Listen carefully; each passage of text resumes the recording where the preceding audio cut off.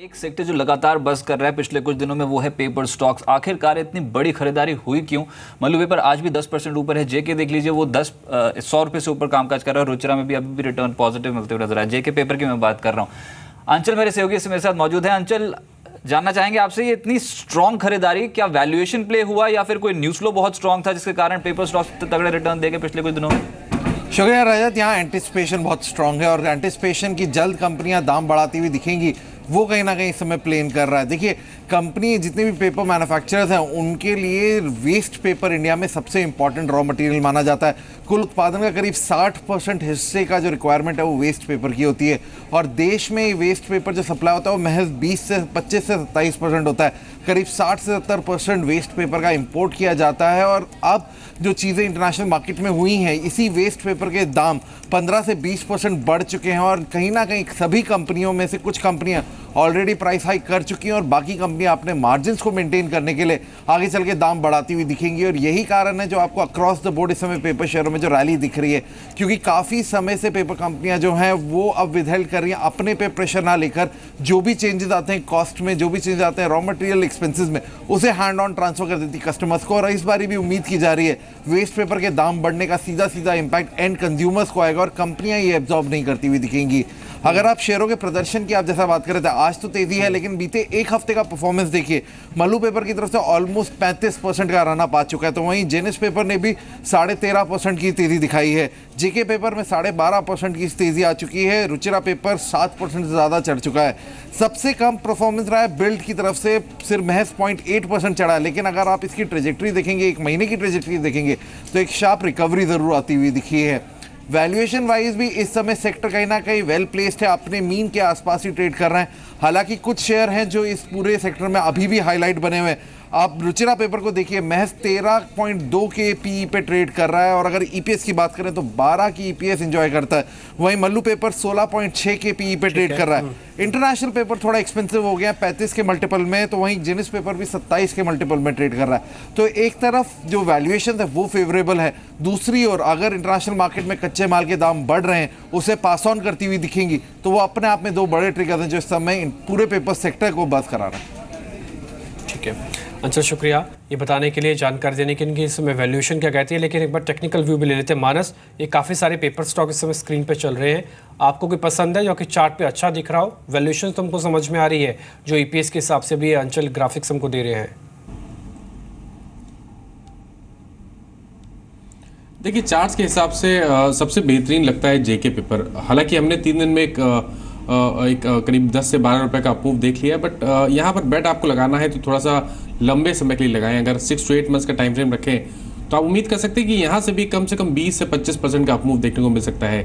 Technical target आते हैं 120 रुपये और 122 रुपये के बीच में, तो बिल्कुल यहाँ पर खरीदारी करें। गिरावट आए 100 रुपये से 95 रुपीज़ की रेंज में, तो वह वो एक बेहतर लेवल होगा जहाँ पर आप स्टॉक को खरीद सकते हैं। टाइम फ्रेम बड़ा रखिए, 88 रुपीज़ का स्टॉप लॉस रखिए। अच्छा नीलेश, अभी जैसे आप थोड़ी देर पहले कह रहे थे ना कि मार्केट में आपको थोड़ा ओवर वैल्यूड लग रहा है, ये ओवर वैल्यूड का क्वांटम यानी कि सबसे ज़्यादा ओवर वैल्यूड वाला हिस्सा कौन सा सेगमेंट का है मार्केट का? ये वो कंपनीज़ हैं जो कि कमोडिटी से जुड़ी हुई हैं, ये वो कंपनीज़ हैं जो सीधा सीधा आईटी से जुड़ी हुई हैं, ये कौन सा सेगमेंट है जो आपको ज़्यादा ओवर वैल्यूड लग रहा है?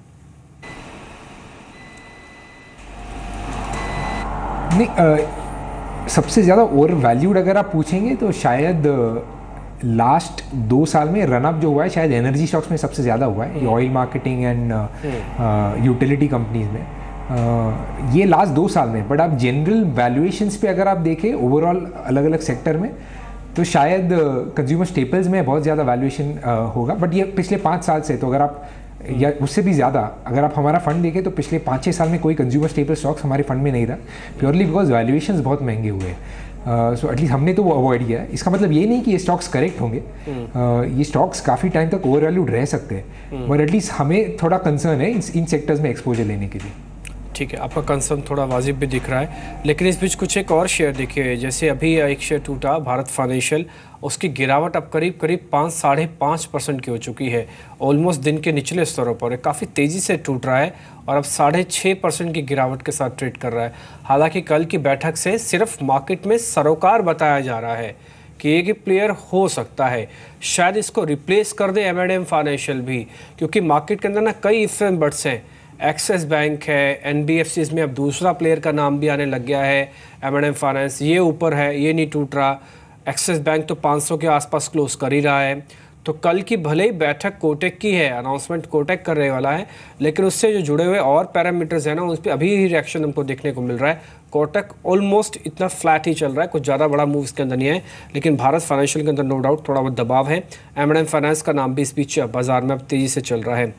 मानस, एक दो शेयर आप और देखिए तो शिपिंग कॉर्पोरेशन ऑफ इंडिया, ये आज अच्छा चल रहा था। शिपिंग काउंटर्स के अंदर 2-3 बेनिफिट्स तो चल ही रहे हैं। एक तो बाल्टिक ड्राई इंडेक्स, सरकार की कोशिश है एक्सपोर्ट इंपोर्ट को बढ़ाया जाए, रुपया ऐसी रेंज में आ चुका है कि जहाँ पे आप थोड़ा सा आप ये कह सकते हैं कि आपको इंपोर्ट अच्छा लगेगा।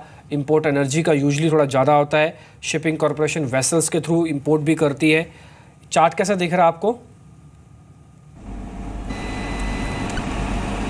देखिए चार्ट तो अच्छे दिखते हैं। मेरे ख्याल से पिछले हफ्ते स्टॉक ने 200 दिनों का मूविंग एवरेज ब्रेक किया था, उसके बाद कंसोलिडेशन देखने को मिला। आज फिर लोअर लेवल से बाइंग इंटरेस्ट देखने को मिला है। 200 दिनों के मूविंग एवरेज के ऊपर स्टॉक ट्रेड कर रहा है। एक हार्डल दिखता है 72 रुपीज़ के आसपास, क्योंकि वो नेकलाइन है inverse head and shoulder pattern का। अगर एक बार स्टॉक 72 रुपीज़ के ऊपर निकलेगा तो ये मान के चलिए कि कम से कम आपको 85 और 87 तक के स्तर देखने को मिलेंगे। तो बिल्कुल अगर आपके पास लॉन्ग पोजीशन है, यहाँ होल्ड करना चाहिए। 200 दिनों का मूविंग एवरेज फिलहाल के लिए 66 पे है, तो उसके नीचे अपना स्टॉप लॉस रखें। इस बीच पावर स्टॉक्स के अंदर भी काफ़ी स्ट्रॉन्ग मोमेंटम है। टाटा पावर के अंदर देखें सडन स्पाइक आता दिख रहा है। यूजुअली टिपिकली ये एक्सपायरी के भी शेयर बनते हैं, क्योंकि NTPC पे भी आज न्यूज़ फ्लो था, ये भी ऑलमोस्ट अभी फ्लैट है। और टॉरेंट पावर तो हमने 2-3 दिन पहले, इनफैक्ट हमने यूपी चुनाव से आपको बताया था कि इसका कहीं ना कहीं कनेक्शन है, सरोकार है, और आप देखेंगे शेयर को काफ़ी अच्छा इसने मूव दिया था टॉरेंट पावर ने। आनंद, आपकी रिकमेंडेशन चाहिए एक्चुअली पूरे पावर स्पेस के अंदर। देखिए भारत के ना 2-3 क्या हो सकता है ज़्यादा स्टेट भी हो, मेरे पास अभी पूरा डाटा नहीं है, लेकिन मैं कह सकता हूँ कि वो पावर सरप्लस होती जा रही हैं। अब उनका सरप्लस पावर है, तो प्रोडक्शन को लेकर ज़्यादा दिक्कत नहीं थी, ट्रांसमिशन और डिस्ट्रीब्यूशन को लेकर अभी भी है। एक बार पहले भी आपने भी ये रीज़न हमको नोट करके बताया था। आपको लगता है सेकंड फेज पावर रिफॉर्म्स का इसी से ज़्यादा जुड़ा हुआ होगा, और से जुड़ी हुई कंपनी से हमको ज़्यादा फोकस करना चाहिए? अब देखिए यूटिलिटीज़ में 2 ही रीज़न है खरीदने का। एक, इंटरेस्ट रेट कम आएगा, तो जिस यूटिलिटी का pre defined rate of return के हिसाब से जिन्होंने PPA साइन किया हुआ उनको फ़ायदा होता है, बिकॉज वो बॉन्ड काइंड ऑफ परफॉर्मेंस दिखाते हैं। दूसरा, क्योंकि अभी SEB रीस्ट्रक्चरिंग चल रही है उदय स्कीम के अंडर, तो इसलिए डिमांड शायद थोड़े दिन के लिए बढ़ सकती है। प्रॉब्लम उदय में यही है कि आगे जाके अगर स्टेट गवर्नमेंट के फाइनेंशियल्स ख़राब होते हैं तो फिर से इसमें संभावना है कि आपका डिमांड फिर से कम हो जाएगा। लेकिन एटलीस्ट जैसे आप क्लीन अप करेंगे, एटलीस्ट 2-3 साल के लिए जो है उम्मीद यही लगा सकते हैं आपके डिमांड यहाँ से बढ़ सकता है। और जो कंपनियाँ पावर प्लांट बना के बैठी हुई हैं, आपने जैसे कहा इस वक्त जनरेशन सरप्लस में है और ट्रांसमिशन में थोड़ी सी कमी थी, ट्रांसमिशन और डिस्ट्रीब्यूशन में, बट उससे ज़्यादा कमी ये थी कि डिमांड नहीं था, क्योंकि SEBs के पास पैसे नहीं है देने को। वो अगर सुधार आ जाएगा उसमें तो डेफिनेटली डिमांड बढ़ सकता है। तो इस वक्त अगर आपको लेना ही है तो यूटिलिटीज़ कोई ख़राब स्पेस नहीं है निवेश के लिए। चलिए ठीक है, लेकिन कुछ एक्शन वाले स्टॉक्स और देख लेते हैं जहां पर आज के सत्र में प्रॉफिट देखने को मिल रहा है। उसमें बोडल केमिकल, ये स्टॉक देखिए स्मॉल कैप स्टॉक है, लेकिन इस स्टॉक में एक्शन देखने को मिला, बाजार ड्रिफ्ट हो रहा है, लेकिन बोडल में बढ़त अभी बरकरार है। और दूसरा है फिनोलेक्स केबल्स, इस स्टॉक पे निचले स्रोत से खरीदारी आज डेफिनेटली इमर्ज होती हुई नजर आ रही है।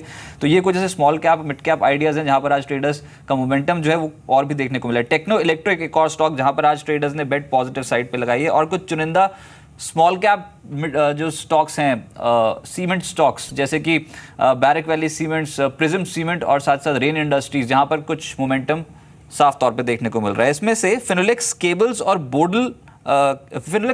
बोडल केमिकल, इन दोनों के चार्ट्स कैसे लगते हैं आपको विवेक? बोडल केमिकल्स ओवरऑल चार्ट में काफ़ी बुलिश है। 140 पे डेली चार्ट के ऊपर ब्रेकआउट देखने को मिला था। मुझे लगता है ये रैली सस्टेन करेगी और ऊपर में 165 तक के लेवल्स देखे जा सकते हैं। नीचे में 140 का जो स्टॉप लॉस है वो एक अच्छा स्टॉप लॉस बन रहा है, उस स्टॉप लॉस के साथ पोजीशन बनाई जा सकती है। नीलेश, GST को लेकर ना गतिविधि एकदम से तेज़ है, और तेज़ क्या बहुत अच्छी भी हो रही है। सरकार ने पेश भी कर दिया 4 अलग अलग विधेयक जो GST से जुड़े हुए हैं, और उस पर अब कंसेंसस बन रहा है, एक आम राय बन जाएगी। हालांकि बातचीत होगी, उसके बाद आम राय बन जाएगी 1 जुलाई की, शायद ऐसा लगता है। हालांकि वित्त मंत्री बार बार बोल रहे हैं कि टेंटेटिवली उनको लगता है कि हो जाएगा, प्रोबेबिलिटी है, लेकिन अभी तक की जितनी सक्सेस देखने को मिल रही है ऐसा लग रहा है कि शायद कोई खास दिक्कत होगी नहीं। Being as a fund house, आप कुछ रीएडजस्टमेंट करेंगे इस जीएसटी को ध्यान में रखते हुए? कुछ अभी बाय करना होगा, कुछ को अभी सेल करना होगा, या कुछ रीस्ट्रक्चर पोर्टफोलियो में करना होगा जो कि जीएसटी के ही लिहाज से होगा? देश का सबसे बड़ा टैक्स रिफॉर्म है सर आज़ादी के बाद का। हाँ, टैक्स रिफॉर्म है, बट इसका इम्पैक्ट अभी तक हम एटलीस्ट हम तो एग्जैक्टली एनालाइज नहीं कर पाए, क्योंकि काफ़ी डिसरप्टिव है। कंपनीज को खुद को पता नहीं कैसे इम्पैक्ट करेगा ये उनके बिजनेसेस को, and we'll have to wait and watch, क्योंकि हमें लगता नहीं फर्स्ट ईयर में शायद जिस तरह से पॉजिटिविटी लोग बिल्ड कर रहे हैं शायद आएगा, शायद थोड़ा नेगेटिव भी हो सकता है। तो at least we'll adopt a wait and watch policy, कैसे प्ले आउट करता है। हमको इतना पता है लॉजिस्टिक्स विल गेट री-रेट, मतलब रीअलाइन विद जीएसटी, काफ़ी इनएफिशिएंसीज है वो रीअलाइन हो जाएंगी कंपनीज के अंदर, एंड बट उसका काफ़ी सारा बेनिफिट जो है गवर्नमेंट से बोला है पास ऑन करना पड़ेगा आपको एंटी प्रॉफिटियरिंग क्लॉज के थ्रू। तो आपको जो भी टैक्स बेनिफिट आ रहा है वो आपको पास ऑन करना पड़ेगा, जो खुद एक काफ़ी वेग एरिया है। तो at least we'll wait and watch. अच्छी कंपनी जो है जो भी टैक्स एनवायरनमेंट हो फिर भी मैनेज कर पाती है।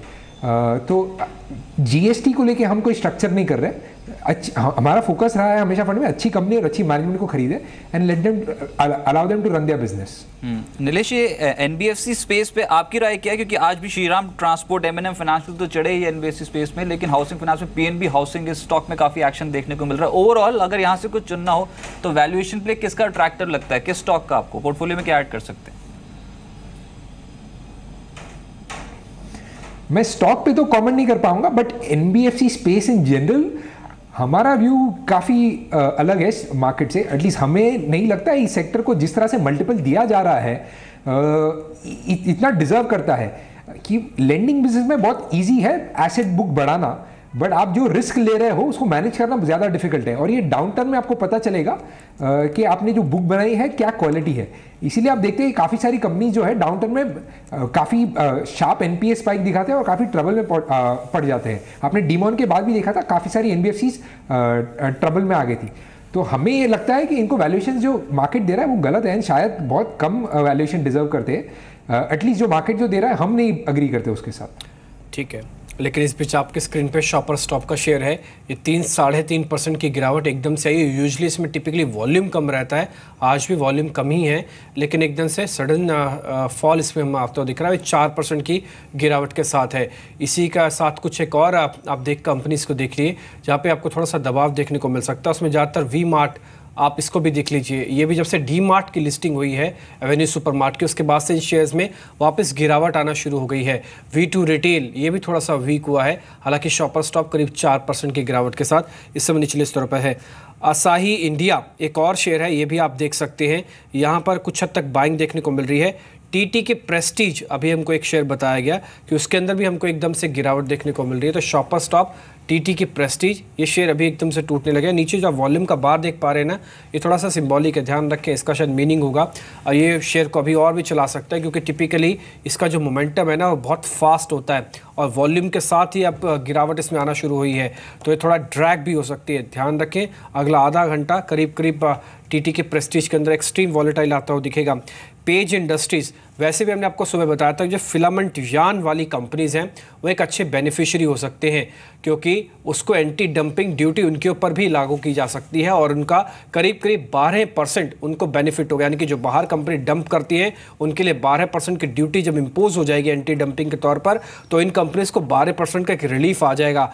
पेज इंडस्ट्रीज में से एक बड़ा बेनिफिशियरी है। रूपा को भी आप जोड़ सकते हैं, जो भी होजरी बिजनेस के अंदर एक्चुअली है उनको आप जोड़ सकते हैं। इसमें लवेबल को भी आप जोड़ सकते हैं। ये सभी शेयर आज ऊपर हैं। पेज इंडस्ट्रीज का है पीयर है लवेबल, आप वो भी देखिए, करीब 2.5% की बढ़त के साथ वो भी इस समय ट्रेड कर रहा है और 6 रुपये की मजबूती यहाँ पर भी देखने को मिल रही है। ये पर्टिकुलर कुछ एक नीश सेगमेंट है जो कि न्यूज़ फ्लो के साथ ही चलते हुए दिखे और आज दिन के पूरे दिन में इन्होंने कहीं भी स्ट्रेंथ खोई नहीं, बल्कि ऑलमोस्ट दिन के ऊपर इस तरह पे आके क्लोजिंग की तैयारी करते हुए दिख रहे हैं। एक बार लवेबल और पेज इंडस्ट्रीज का चार्ट देखिए आप मानस, इसमें से कोई एक चुनना हो मेरे को, क्या पेज इंडस्ट्रीज के साथ जाया जा सकता है इस चीज़ को भूलते हुए कि शेयर थोड़ा महंगा और बड़ा है? देखिए दोनों स्टॉक को अगर हम कंपेयर करें तो बेहतर तो पेज इंडस्ट्रीज़ है, और उसका सबसे बड़ा रीज़न ये है कि पेज इंडस्ट्रीज़ 200 दिनों के मूविंग एवरेज के ऊपर ट्रेड कर रहा है, और लेवरबिल जो है वो 200 दिनों के मूविंग एवरेज के नीचे ट्रेड कर रहा है।